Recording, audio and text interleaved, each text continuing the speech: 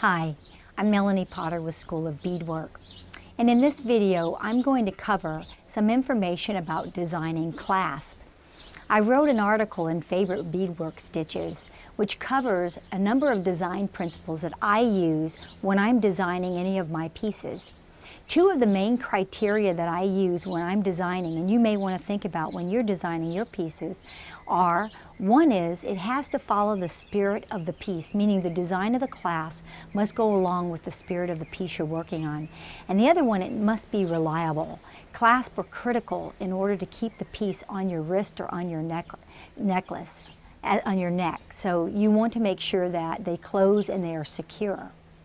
So I'm going to cover some of the pieces I've done in terms of techniques I've used to close my pieces, and this I hope provides some inspiration to you.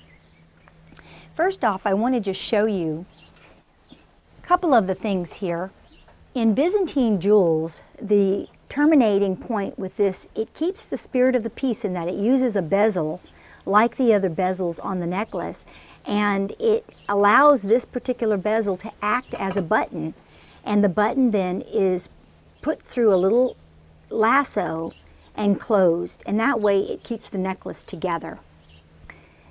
In this particular piece, this is a piece that's featured in Favorite Beadwork Stitches, and the pattern is inside of that particular magazine. This one uses a hollowed out hole with magnets, and the magnets are then close together and are very secure. And this particular piece is called Candy Wrapper Clasp. The next piece I want to feature are the three bracelets here. Petalicious Cuff uses the three bezels and three little lassos, which when you put around the bezels holds this particular bracelet together. In Plaid Dominoes, there is an embellished circle which is attached to the bracelet, you can see that, and a toggle bar is attached to the other side. This toggle bar is then put inside the little circle, like so, and acts as a toggle and keeps that particular bracelet secure. With lunar lights, because I wanted it to look consistent all the way around, I had to hide the clasp. So what I did with that, I created a little bucket on the back side of one of the back side of the band, and I attached a nylon clasp inside of it, and this acts as a very nice way to close this bracelet. This particular one I'm working on now, I'm making another one of these necklaces, which is called Lotuses of the Nile. And the way this works is the little magnet is hidden inside one of the design elements, which are lotuses.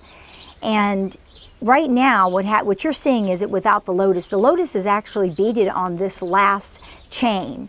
And you have to add this magnet prior to beading that, otherwise you would never be able to get it on. The magnet, as you can see, is buried deep inside the lotus. So this particular design keeps the spirit of the piece inside one of the design elements, even though this is made a little bit differently than all of the others. In this particular design, I draped serpentine chain. I used a sterling silver clasp, and I just attached it to the chain, and it easily makes a nice closure for this piece. So this particular design isn't even beaded, as the clasp isn't even beaded, it's actually purchase clasp. Makes a very simple design.